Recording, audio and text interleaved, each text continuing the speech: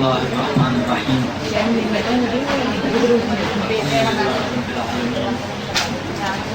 صلی اللہ علیہ وسلم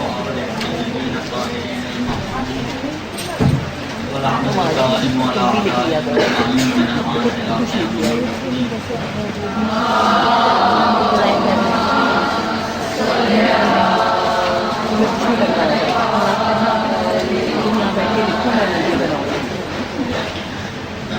آج جس موضوع کو شروع کیا جا رہا ہے وہ کھانے پینے کے احکام کے حوالے سے اور خاص طور پر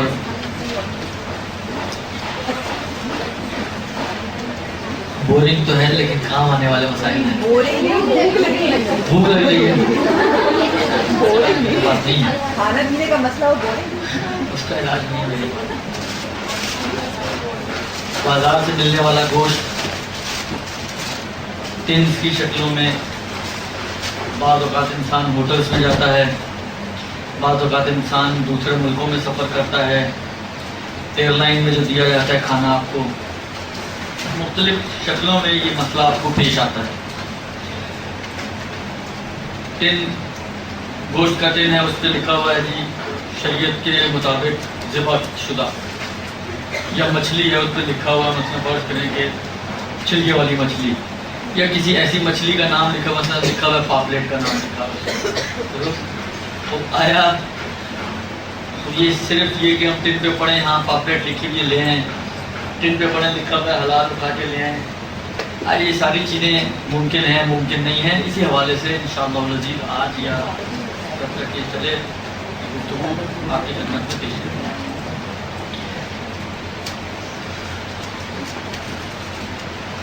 سب سے پہلے ایک مسئلہ یاد کراؤں آپ کو جو پہلے آپ لوگ پڑھ چکی ہیں, اور وہ یہ ہے کہ شریعت کا قانون یہ ہے کہ ہر چیز آپ کے لیے پاک ہے جب تک کہ وہ اس کی نجاست ثابت نہ ہو جائے. درست. اس گوشت کے اندر جو آپ مارکیٹ سے لے کر آ رہی ہیں دو اینگل سے بات ہو سکتی ہے. ایک تو یہ کہ آئے گوشت جو آیا ہے نجس ہے یا پاک ہے, یعنی اگر فرض کریں کہ حیوان کو شرعی طریقے سے ذبح نہیں کیا گیا تو وہ حیوان چاہے بکرا ہی کیوں نہ ہو چاہے گائے کیوں نہ ہو مردار ہے, اور میٹھا اور مردار نجس ہے. تو آیا یہ گوشت نجس ہے یا نجس نہیں ہے, اس اعتبار سے ایک بات ہے. یا ٹنز وغیرہ کھانے پینے کی جو چیزیں آپ لے کر آتی ہیں, مثلا فرض کریں آپ اناناس کا ٹن لے کر آئی ہیں, آپ جو ہے ایپل کا ٹن لے کر آئی ہیں, آپ دوسرے فروٹس کے ٹن لے کر آئی ہیں, یا کھانوں کے ٹن ملتے ہیں, بینگن کا سالن ہے, چنے کی دال پکی ہوئی ہے, کیا ہے کیا یہ مختلف چیزیں. تو آیا یہ جو آپ لے کر آتی ہیں یہ آپ اس کو کھا سکتی ہیں, ہو سکتا ہے پتہ نہیں کس نے پکایا ہے, پاک ہاتھوں سے پکایا ہے نجس ہاتھوں سے پکایا ہے. آپ لندن کی کسی سپر مارکیٹ میں گھوم رہی تھی, وہاں پر آپ کو چنے کی دال کا ٹن نظر آ گیا, تو ہو سکتا ہے کسی گورے نے پکایا ہو آپ کے لیے, پاک ہے نجس ہے کیا ہے, کھایا جا سکتا ہے نہیں کھایا جا سکتا. ایک اس اینگل سے بات ہے. ایک خاص پرٹیکولرلی گوشت وغیرہ اور گوشت سے بنی ہوئی چیزوں کے حوالے سے گفتگو ہے, کیونکہ اس میں نجاست کے علاوہ ایک اور چیز بھی ایڈ ہو جاتی ہے. باقی یعنی گوشت, چربی اور گوشت کی بنی ہوئی چیزوں کو چھوڑ دیں اگر آپ, باقی دنیا کی جتنی بھی کھانے پینے والی چیزیں ہیں اس میں صرف ایک جہت سے بحث ہے کہ آیا وہ نجس ہے یا پاک ہے. درست. کیونکہ ممکن ہے کہ کسی کافر نے بنایا ہو, اس کا نجس ہاتھ اس کو لگا ہو, تو اس کے اندر نجاست کا امکان ہے. ویسے تو چنے کی دال ہے, کھانا پینا بالکل اس کا حلال ہے, لیکن کیونکہ یہ امکان ہے کہ لندن امریکہ میں آپ لے رہی ہیں تو کسی کافر نے بنایا ہو, اس کے نجس ہاتھ اس کو لگے ہوں, اس اینگل سے اس میں ایک بات آتی ہے کہ اس کی نجاست کی وجہ سے اس کو کھایا پیا جا سکتا ہے یا نہیں کھایا جا سکتا. جوسز ملتے ہیں, جوسز ممکن ہے اس کے پروسیس کے درمیان کہیں پہ کسی مرحلے میں کسی کافر نے چکھا ہو کیسا ہے, درست, اس کا ہاتھ لگا ہو, اگرچہ ان کا سارا پروسیس مشینوں کے اوپر ہے لیکن اس کے باوجود یہ امکان اور پاسبلٹی تو ہوتی ہے کہیں ہاتھ لگا دیا ہو, کہیں کسی بھی اعتبار سے جو ہے مثلاً غور کریں کہ اس کے اندر نجاست آ گئی ہو جس کی وجہ سے وہ نجس ہو گیا. تو ایک چیز یاد رکھیں, گوشت, چربی وغیرہ اور ان کے بائی پروڈکٹس کے سے کو چھوڑتے ہوئے باقی جتنی بھی کھانے کی چیزیں ہیں ان میں جو بحث ہے وہ اسی نجاست ظاہری کے اعتبار سے ہے کہ کوئی ظاہری نجاست, کسی کافر کا ہاتھ, کسی کافر کا پسینہ، جس طرح ہمارے یہاں پٹھان روٹیاں لگا رہے ہوتے ہیں یا کھانا بنا رہے ہوتے ہیں، اس طرح کوئی چیز اس میں گر گئی ہو، اس کے فاضلات میں سے جو نجس ہوتے ہیں، یا نہیں گرا، معلوم نہیں ہمیں، تو آیا اس قسم کے کھانوں کو کھایا جا سکتا ہے؟ نہیں کھایا جا سکتا. روٹیاں تو بڑے شوق سے منگواتے ہیں آپ لوگ بازاروں سے، اور جب بات تذکرہ ہوتا ہے تو منہ بھی بڑے شوق سے بناتے ہیں آپ لوگ. خوب عرض خدمت یہ ہے کہ وہ ظاہری بات ہے، جس طرح آپ صاف ستھرائی کے ساتھ روٹیاں گھر میں پکاتی ہیں، تو یہ جو ہوٹل والے ہیں وہ صفائی ستھرائی کا اگر خیال رکھنے بیٹھے تو پھر تو اللہ ہی حافظ ہے ان کا سارا ٹیسٹ ہی ان چیزوں کا ہوتا ہے، تو پھر کیسے بگڑے گی یہ چیزیں؟ تو عرض خدمت یہ ہے کہ آج کے بعد سے شاید روٹی والوں کا دھندا خراب ہو جائے گا. تو عرض خدمت یہ ہے کہ صرف باقی چیزوں میں جو گوشت چربی کے علاوہ ہیں، ان میں صرف ظاہری نجاست کے اعتبار سے امکانات ہیں کہ کوئی ظاہری نجاست ان کو لگ گئی ہو جس کی وجہ سے آپ کے لیے کھانا حرام ہو گیا ہو، ورنہ بیسیکلی ان کو کھانا حرام نہیں. درست؟ تو اس میں جو پہلا قانون آپ کی خدمت میں عرض کیا کہ ہر چیز آپ کے لیے پاک ہے جب تک کہ آپ کو یقین نہ ہو جائے کہ وہ نجس ہے. یعنی عبارت ایک دوسری تعبیر کے مطابق جو عوامی تعبیر ہے، جب تک آپ حضرت عباس کی قسم نہ اٹھا سکیں اس کی نجاست کے اوپر، اس وقت تک وہ آپ کے لیے پاک. جس مقام اور مرحلے پہ آپ کو کہا جائے کھاؤ حضرت عباس کی قسم اور آپ کھا لیں آرام سے، تو اس کا مطلب ہے کہ آپ مطمئن ہیں کہ یہ نجس ہے. لیکن جہاں پر آپ قسم کھانے کے قابل نہ ہو، کیونکہ لوگ اللہ کی قسم تو بڑی آسانی سے کھا لیتے ہیں، حضرت عباس کی قسم اتنی آسانی سے نہیں کھاتے. اور یہ فارمولہ صرف آپ کا نہیں ہے، یہ عرب اور ایران میں بھی یہ چیز ہے. حضرت عباس وہ واقعا ان کی ایک شان عجیب ہے کہ عربوں میں بھی یہ چیز رائج ہے، وہ جھوٹی قسم خدا کی کھا لیتے ہیں، حضرت عباس کی جھوٹی قسم نہیں کھاتے ہیں. لہذا جس دن آپ اپنے آپ کو اس قابل سمجھیں کہ آپ حضرت عباس کی قسم کھا سکتی ہیں، آپ مطمئن ہو جائیں کہ اب وہ نجس آپ کے لیے.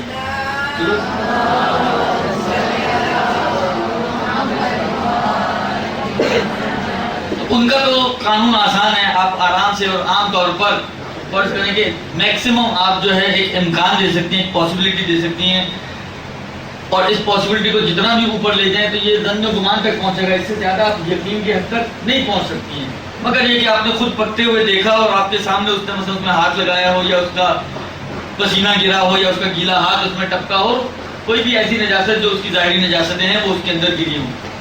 جب تک کہ آپ خود دیکھیں گی نہیں اس وقت تک یقین حاصل کرنا تقریباً نیکسٹ ٹو امپاسبل ہے. جب آپ کو یقین نہیں ہے تو آپ آزاد ہیں. لہذا کوئی بھی سبزیوں کا ٹین جس میں گوشت نہ ہو، جوسز، جتنی بھی چیزیں ہیں یہ سب آپ آرام سے لا کے استعمال کر سکتی ہیں، اور ان کو کھانے پینے میں کسی قسم کا کوئی تردد آپ کو نہیں ہونا چاہیے، نہ اپنے ملک میں نہ باہر ملک میں. چاہے وہاں پر اکثریت کافروں کی ہے، لیکن اس کے باوجود بہرحال اگر آپ کو یقین نہیں ہے کہ اس کا ہاتھ لگا، اور ان کا جو سسٹم ہے بہرحال آپ سے بہت زیادہ ماڈیفائڈ سسٹم ہے، کیونکہ اکثر کام جو ہیں مشینوں پہ ہوتے ہیں. آپ کی مشینوں کے کام بھی جو ہو رہے ہوتے ہیں اس میں بھی کہیں نہ کہیں ہاتھ انوالو ہو جاتے ہیں، لیکن ان کے تو تقریباً ہر کام مشینوں سے ہو رہے ہوتے ہیں. یعنی جہاں پر ہاتھ کو انوالو ہونا بھی چاہیے تو وہاں پہ بھی انوالو نہیں ہوتے، تو اس لیے وہاں پر نسبتاً یہاں سے زیادہ آپ کو اطمینان ہوگا کہ اس کو ٹچ نہیں کیا گیا ہے. تو ان چیزوں کا تو کوئی خاص مسئلہ نہیں ہے، کوئی زیادہ ٹینشن کی بات نہیں ہے. لہذا آپ کسی دوسرے ملک میں گئے ہیں جہاں پر غربی دنیا ہے، آپ جو ہے مثلا فرض کریں آپ کے لیے جو بھی گوشت وغیرہ کی بات آئے گی اس کے اعتبار سے ثابت نہیں ہو سکا، تو بہرحال ویجیٹیبل کا دروازہ کھلا آپ کے لیے. آپ جو ہے ویجیٹیرین بن جائیں اس ملک میں جا کے، اور آپ باہر جا کے آرام سے، اللہ یہ کہ آپ خود اس کو پکائیں اور خود لا کر گوشت کو ذبح وغیرہ کر کے، یا جو بھی شرائط ہیں اس کے مطابق آپ گوشت کو پکائیں. ورنہ باہر ہوٹل میں اگر آپ جائیں تو آپ کے پاس یہ ایک آپشن ہے، اب تو پیزا بھی ویجیٹیبل پیزاز وغیرہ ملتے ہیں، تو آپ آرام سے ویجیٹیبل پیزا بھی کھا سکتے ہیں. درست؟ ان چیزوں کی حد تک کوئی خاص اتنی بڑی ٹینشن اور مسئلے کی بات نہیں ہے. ساری مشکل اور ساری پریشانی گوشت کے پروڈکٹس کے اندر ہے. ہر وہ چیز جس کے اندر گوشت یا گوشت کے اجزاء یا ایکسٹریکٹس وغیرہ کسی بھی فارم میں موجود ہیں. اس میں بھی آپ کی خدمت میں ایک چارٹ ہے، ہمارے کچھ دوستوں نے زحمت کی ہے، یہ بنایا ہے. البتہ یہ ہے انگلش میں، آپ لوگوں کی انگلش مجھ سے اچھی ہوگی انشاءاللہ، تو یہ میں دے دوں گا ان کو، آپ ان سے کاپی کروا لیں یا جو بھی کریں تو بہت اچھا ہے کہ ایک کاپی آپ کو مل جائے. لیکن اس کا آؤٹ لائن یہی ہے جو اس چارٹ کی شکل میں موجود ہے یہاں پر. دیکھیں ہمارے پاس ایک گوشت آپ کے سامنے آیا ہے. اچھا ابھی اس کو بھی ہم تھوڑا سا ڈفرینشیٹ کرتے ہیں کہ گوشت گائے کا، بکرے کا، ہرن کا یا اس قسم کے جانوروں کا، اور ایک گوشت ہے مچھلی کا. مچھلی کی بھی بات نہیں کر رہا ہوں میں، مچھلی کو بھی بعد میں سائڈ میں رکھتے ہیں، مچھلی انشاءاللہ بعد میں کھائیں گے. درست ابھی پک رہی ہے، نمک وغیرہ مسالہ لگا کے رکھتے ہیں اس کو اچھی طرح اس کو رچ بس جائے خوب. تو ابھی ہم گوشت کی بات کر رہے ہیں، چاہے یہ مرغی کا گوشت ہو، چاہے یہ گائے کا گوشت ہو، چاہے یہ بکرے کا گوشت ہو. عام طور پہ جو رائج گوشت ہے ہمارے پاس وہ یہی 2-3 گوشت ہیں، ورنہ اس کے علاوہ بعض جگہ پہ آپ جائیں تو بٹیرے کا گوشت بھی ملتا ہے. بٹیرے خیر گوشت کیا اس کا ہوگا، وہ خود اتنا سا بیچارہ ہوتا ہے. اگر وہ ذبح کیے ہوئے بٹیرے ملتے ہیں. بعض جگہ پہ آپ جائیں تو اور دوسرے مثلاً فرض کریں جانوروں کے گوشت بھی مل جائیں گے آپ کو، ہرن کا گوشت مل جائے گا آپ کو، یا اور دوسرے. سب کا قانون یہ جتنے بھی حلال گوشت جانور ہیں اور جن کا گوشت کھانا حلال ہے آپ کے لیے، ان سب کا مسئلہ ایک ہی ہے، ابھی مچھلی کو چھوڑتے ہوئے. دیکھیں اصل چیز جو چاہیے ہمیں اس گوشت کو کھانے کے لیے وہ یہ ہے کہ یہ ہمارے لیے کنفرم ہونا چاہیے اور طے ہونا چاہیے کہ اس جانور کو شریعت کے مطابق ذبح کیا گیا ہے. اصل مسئلہ صرف یہ ہے، ایک اتنا سا چھوٹا سا نقطہ جس نے مشکل ایجاد کر دی ہمارے لیے. یہ طے ہونا چاہیے کہ یہ ایسے جانور کا ایک طرف سے تو یہ آپ کے لیے طے ہونا چاہیے کہ حلال گوشت جانور ہے، مثلا بکرے کا گوشت ہے، مثلا گائے کا گوشت ہے، مثلا فرض کریں ہرن کا گوشت ہے، مثلا مرغے کا گوشت ہے. ایک طرف سے یہ تو روشن ہے، یعنی ہماری بحث ہی انہی گوشتوں میں ہو رہی ہے. اب آپ کے سامنے سور کا گوشت آ گیا، آپ پہلے طے کریں جی اس کو شرعی طریقے سے ذبح کیا گیا یا نہیں کیا گیا. تو 1000 تزکیے اس کے اوپر آ جائیں شرعی طریقے سے ذبح کیا گیا. سور کا گوشت، کتے کا گوشت، حرام گوشت جانوروں کا گوشت، بھیڑیے کا گوشت مل گیا آپ کو، کہیں سے شیر کا گوشت مل گیا آپ کو، چیتے کا گوشت مل گیا، اگر اس کو آپ کا نہ مل جائے تو ایسی صورت میں وہ ہماری ساری گفتگو سے باہر ہے، اس میں ہماری بحث نہیں ہے، اس پہ تزکیے کو ابھی ہم بحث نہیں کر رہے ہیں. ابھی جو گفتگو کا محور ہے ہمارا، جو گوشت جس گوشت میں ہماری بات چیت چل رہی ہے، یہ اس گوشت کی بات ہو رہی ہے کہ جس کو بیسیکلی کھانا آپ کے لیے حلال ہے. مگر اس کو حلال بنانے میں سب سے بڑا اثر اور سب سے زیادہ مؤثر چیز جو ہے وہ ہے اس کا تزکیہ. تزکیہ یعنی شرعی طریقے سے حلال کرنا، ذبح کرنا. اس کو کہتے ہیں فقہ اسلام میں تزکیہ. تیزال کاف یہ ہے تزکیہ، یعنی شرعی طریقے سے شرعی شرائط کو مد نظر رکھتے ہوئے کسی حیوان کو ذبح کرنا، اس کو تزکیہ کہتے ہیں. اب جو مجھے اس وقت دیکھوں گا کتنی یاد ہے، میرا حافظہ کتنا کام کرتا ہے. ظاہر 5 شرطیں ہیں اہم جو ایک حیوان کو ذبح کرنے میں استعمال ہوتی ہیں. مسلمان کاٹنے والا قبلہ رخ ہو کر لوہے کی چھری سے بسم اللہ پڑھ کے 4 رگوں کو کاٹ دے. یہ 5 اہم شرطیں ہیں. کاٹنے والا مسلمان ہو، قبلہ رخ ہو، اللہ کا نام لے، چھری لوہے کی ہو، اور 4 بڑی جو رگیں ہوتی ہیں، یہ یہاں کی گلے کی جو رگیں ہوتی ہیں 4، یہ 4 بڑی رگوں کو کاٹ دیں. یہ ہے تزکیہ. جب ان 4-5 شرطوں کے ساتھ حیوان کو ذبح کیا جاتا ہے تو اس حیوان کو کہتے ہیں مزکہ. مزکہ میم زال کاف اور چھوٹی ہے کھڑا زبر. مزکہ، مزکہ یعنی تزکیہ شدہ، شریعت کے مطابق ذبح شدہ. مزکہ اصل چیز جو ہمیں چاہیے وہ یہ ہے کہ حلال گوشت ہونے کے بعد یہ طے ہو جائے کہ یہ مزکہ حیوان ہے، اس کو شرعی طریقے سے ذبح کیا گیا اور اس کا تزکیہ شرعی ہوا ہے. اور تزکیہ شرعی کی کیا شرائط ہے وہ میں نے آپ کی خدمت میں عرض کر دی کہ کاٹنے والا مسلمان ہو، 4 رگوں کو کاٹ دے. دیکھیں 4 رگوں کو کاٹ دے، اللہ کا نام لیا ہو، اور قبلہ رخ ہو کر لوہے کی چھری سے اس کو کاٹ دے. تو ابھی تو ہم نے بسم اللہ پڑھی ہے اور یہاں پر تو الحمدللہ کی کہانیاں شروع ہو گئی ہیں. تو مرغی کی گردن اور پیٹھ میں جو حرام مغز ہوتا ہے وہ تو گوشت تو حلال کر لیں پہلے. آپ سیدھی حرام مغز کی بات پوچھ رہی ہیں، پہلے گوشت تو حلال ہو جائے اس کا خوب. یہ ساری باتیں بعد میں انشاءاللہ. پہلے ایک کام کریں کہ سوالات لکھنے کی جائے آپ لوگ سنیں کیا کہا جا رہا ہے. پہلے دیکھیں ساری مشکلات اگر حل نہ ہو جائیں تو میں کہیں باہر تھوڑی رہوں، میں یہی ہوں. جو پوچھنا پوچھ لیجیے گا اس کو. عرض خدمت یہ ہے کہ ان 4 شرائط کے ساتھ جو 5 شرائط جو آپ کی خدمت میں عرض کی، ان 5 شرائط کے ساتھ جب آپ حیوان کو ذبح کرتے ہیں تو اس حیوان کو کہتے ہیں مزکا. اور وہ حیوان جو تزکیہ شدہ ہو وہ حیوان کھایا جا سکتا ہے. ایک طرف سے حلال گوشت ہے فرض ہمارا یہ، دوسری طرف سے یہ ہے کہ اس کا تزکیہ بھی ہوا ہے. تو یہ حیوان جب اس حیوان میں یہ 2 کوالٹیز جمع ہو جائیں کہ حلال گوشت بھی ہو اور مزکا بھی ہو، تزکیہ شدہ بھی ہو، اب یہ حیوان کھانے کے قابل ہے اور کھانے کے لائق ہے. اب آپ اس کے اوپر ٹوٹ پڑ سکتی ہیں. جب تک یہ 2 شرطیں طے نہ ہو جائیں اس وقت تک آپ کو بریکوں پہ پاؤں رکھنا ہے. لیکن جب آپ کی یہ 2 شرطیں کلیئر ہو گئیں تو اب آپ سمجھیں فری وے پہ آ گئی ہیں، بریک سے پاؤں اٹھا دیں اور سو جائیں. درست؟ یہ اصل چیز یہ ہے. اس کا آسان ایک طریقہ تو یہ تزکیے کے ثابت ہونے کا کہ مثلا فرض کریں آپ کے سامنے کسی مسلمان نے ان تمام شرائط کے ساتھ ذبح کیا ہے، تو یہ آپ خود دیکھ رہے ہیں، نہیں آپ نے اپنی آنکھوں سے اس حیوان کا تزکیہ دیکھا ہے، تو وہ حیوان کیونکہ فرض ہمارا حلال گوشت جانور ہے، حلال گوشت بھی ہے، تزکیہ بھی ہوگا، یہ آپ کے لیے حلال ہو جائے گا. بس پہلی صورت کہ جس میں آپ کے لیے یہ گوشت وغیرہ کھانا حلال ہے وہ یہ ہے کہ جب آپ کو یقین ہو. اب یقین چاہے عین الیقین ہو یا کسی اور وجہ سے آپ کو یقین پیدا ہوا ہے، آپ کو یقین ہے کہ یہ وہ جانور ہے کہ جو حلال گوشت ہونے کے علاوہ اس کے اوپر تزکیہ بھی واقع ہوا ہے.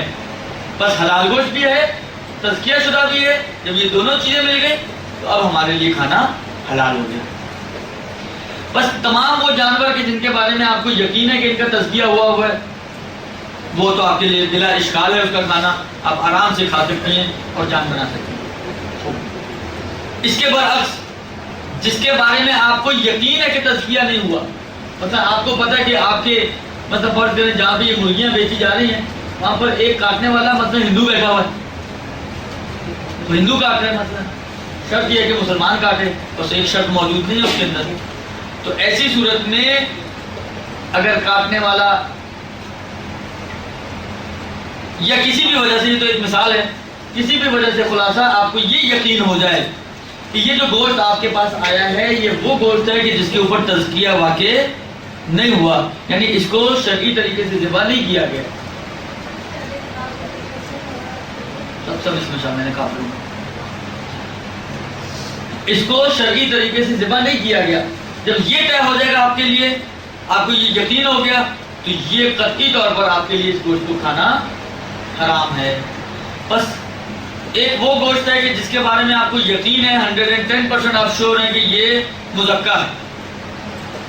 ایک وہ گوشت ہے کہ برعکس 110% آپ شور ہیں کہ یہ غیر مزکا ہے، اس کا تزکیہ نہیں ہوا ہے. ان دونوں طرح کے گوشتوں کا کھانا جائز، ایک کا کھانا حرام اور ایک کا کھانا جائز. یہ دونوں بلا اشکال، یعنی اس میں کوئی ڈسپیوٹ ہی نہیں ہے، کسی بھی فقیر نے اس میں کوئی اشکال نہیں کیا. درست؟ اصل جو ساری مشکل ہے وہ یہاں پر آتی ہے کہ ایک گوشت ایسا ہے کہ جس کے بارے میں آپ کو نہیں معلوم کہ یہ تزکیہ شدہ ہے یا تزکیہ شدہ نہیں ہے.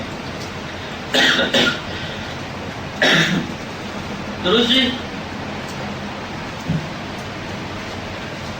اصل مشکل وہاں پہ پیش آتی ہے کہ ایک ایسا گوشت کہ جس کے بارے میں آپ کو معلوم نہیں ہے، نہ آپ نے اس کو دیکھا ہے، نہ معلوم ہے، علم نہیں ہے، یقین آپ کو بہرحال نہیں ہے، شک ہے، گمان ہے، ظن ہے، سب کچھ ہے، لیکن یقین بہرحال نہیں ہے، یقین و اطمینان کے اندر آپ شامل نہیں ہیں. اصل مسئلہ اس گوشت کا ہے، کیونکہ ان کا تو کوئی مسئلہ ہی نہیں ہے. جس کا معلوم ہے تزکیہ ہے وہ حلال، جس کا معلوم ہے تزکیہ نہیں ہے وہ حرام، اس میں تو کوئی بحث ہی نہیں. اصل جو مشکل پیش آتی ہے وہ اس گوشت کی پیش آتی ہے جس کے بارے میں آپ کے لیے معلوم نہیں ہے کہ یہ مزکا ہے یا مزکا نہیں ہے. آیا اس گوشت کو کھایا جا سکتا ہے یا نہیں کھایا جا سکتا، اصل بحث یہاں پر ہے. اس میں اب تھوڑی سی کلاسیفیکیشن ہے. ایک تو یہ کہ آیا یہ گوشت آپ نے، اچھا اس کو بیان کرنے سے پہلے میں 2-3 چیزیں آپ کو الگ سے بیان کر دوں تو اسی کو اسی میں ہم پھر چیک کر لیں. شریعت نے کچھ علامتیں رکھی ہیں یہ طے کرنے کے لیے کہ آیا یہ گوشت تزکیہ شدہ ہے یا تزکیہ شدہ نہیں ہے. اگر آپ ان علامتوں سے گزر کر پہنچ جائیں تو نتیجہ آپ کو خود بخود مل جائے گا کہ یہ تزکیہ شدہ گوشت ہے، یہ تزکیہ شدہ گوشت نہیں ہے۔ جس طرح بہت سارے موارد میں شریعت نے علامتیں رکھی ہیں، مثلا فرض کریں خواتین کے مسائل میں آتا ہے کہ پتہ نہیں چل رہا کہ خون حیض ہے یا نہیں ہے، تو چیک کرے علامتیں ہیں، اگر یہ علامتیں موجود ہیں تو وہ حیض کا حکم رکھتا ہے، اگر علامتیں نہیں ہیں تو وہ حیض نہیں۔ یا اور بات بہت سارے موارد ہیں پھر کہ جہاں پر شریعت نے کچھ علامتیں رکھی ہیں شک کی صورت میں کہ ان علامتوں کو چیک کر لو، اگر یہ علامتیں ہیں تو ٹھیک ہے، اگر یہ علامتیں نہیں ہیں تو پھر وہ بات ثابت نہیں ہو سکتی۔ اسی طریقے سے اس کے مزکہ ہونے کے لیے، اس کے تزکیہ شدہ ہونے کے لیے اور ہمارے لیے حلال ہونے کے لیے شریعت نے کچھ علامتیں رکھی ہیں۔ پہلی علامت جس کو تقریباً تمام فقہا نے مانا ہے وہ ہے مسلمانوں کا بازار۔ اگر یہ گوشت آپ مسلمانوں کے بازار سے لے کر آ رہے ہیں، آپ کے کراچی میں جگہ جگہ پہ مارکیٹ سے مسلمانوں کے بازار ہیں گوشتوں کے خوب، اب یہ جو گوشت آپ کے سامنے لٹکا ہوا ہے، بکرا صاحب جو لٹکے ہوئے ہیں، یہ گائے کی ران یا گائے کا گوشت وغیرہ لٹکا ہوا ہے، تو آپ نے دیکھا اس کا تزکیہ ہوتے ہوئے؟ نہیں دیکھا۔ آپ کو کسی نے آ کے خبر دی ہے، شہادت دی ہے، دو آدمیوں نے آ کے گواہی دی ہو کہ جی اس کو ہم نے خود دیکھا کہ ہمارے سامنے تزکیہ ہوا ہے، کہ گواہی بھی موجود نہیں ہے، پھر آپ کیسے جا کے خرید کر لاتی ہیں اور کھاتی ہیں؟ وہ اسی وجہ سے کہ مسلمانوں کا بازار خود علامت ہے اس بات کی کہ یہ مزکہ ہے، یعنی مسلمانوں کو دیکھیں پروردگار عالم کتنا مسلمانوں پہ بھروسہ رکھتا ہے کہ مسلمانوں کے فعل کے بارے میں خدا نے یہ نہیں سوچا کہ یہ سمجھو، اور نہ ہمیں کہا کہ یہ سمجھو کہ یہ غلط کر رہے ہوں گے، ہمیں بھی یہ کہہ رہے کہ ان کے فعل کو صحیح مانو، اور اس کو علامت بھی خود خدا نے بھی قرار دے دیا کہ اگر آپ مسلمانوں کے بازار سے یہ گوشت خرید رہے ہو تو خود مسلمانوں کے بازار سے لانا یہ اس بات کی علامت ہے کہ یہ حلال گوشت ہے، کیونکہ فرض یہ ہے کہ گائے اور بکرا ہی لے کر آ رہی ہیں آپ، کوئی وہ ریچھ اور بچھو تو نہیں بیچ رہے، درست؟ بحث ہماری حلال گوشت جانوروں میں، اس کو ذہن میں رکھیے گا۔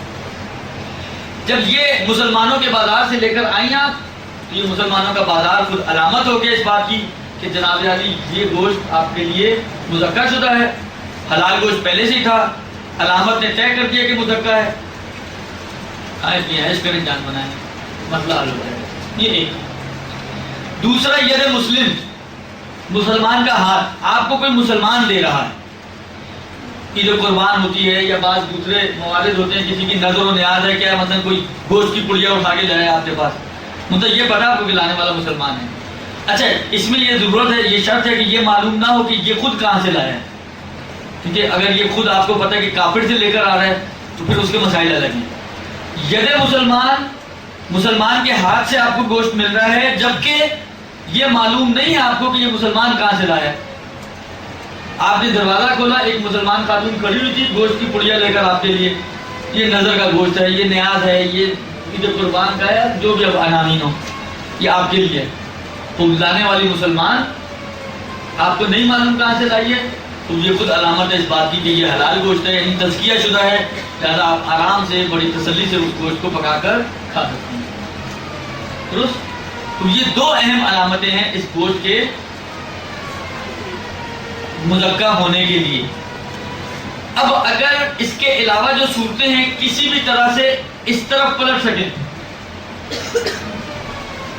یعنی ان کے اینڈ یہی آ جائے کہ یا مسلمانوں کے بازار یا مثلا مسلمانوں کا ید، تو ببے مشکلات کی حل ہو جائے گی، ورنہ پھر تھوڑی سی مشکلات ہیں اس گوشت کے اندر۔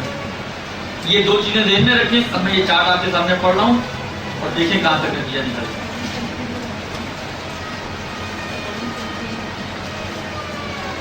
یہ گوشت جس کے بارے میں ہمیں نہیں معلوم کہ آیا تزکیہ شدہ ہے یا نہیں ہے، درست؟ تو یہ گوشت یا تو مسلمان کا ملک سے آ رہا ہے آپ کے پاس یا غیر مسلمان ملک سے آ رہا ہے۔ اگر تو مسلمان ملک سے آ رہا ہے، یہ طے ہے آپ کے لیے، یہ طے ہے مثلا سعودی عرب سے مرغیاں کٹ کے آ رہی ہیں، مثلا یہ طے ہے آپ کو کہ مثلا فرض کریں کہ اور جو دوسرے مسلم ملک سے مثلا ایران سے کوئی گوشت آ رہا ہے، یا ایران میں ہم بیٹھے ہوئے ہیں تو یہ طے ہے کہ مثلا پاکستان سے کوئی گوشت آ رہا ہے، لبنان سے آ رہا ہے، کسی اور اسلامی ملک سے آ رہا ہے۔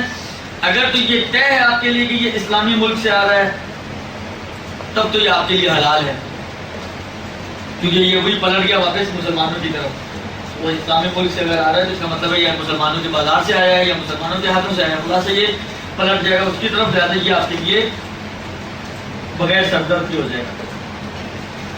لیکن اگر یہ اسلامی ملک سے نہ آ رہا ہو، یا آپ کو علم نہ ہو کہ اسلامی ملک ہے یا غیر اسلامی ملک ہے، کنفرم نہیں ہے آپ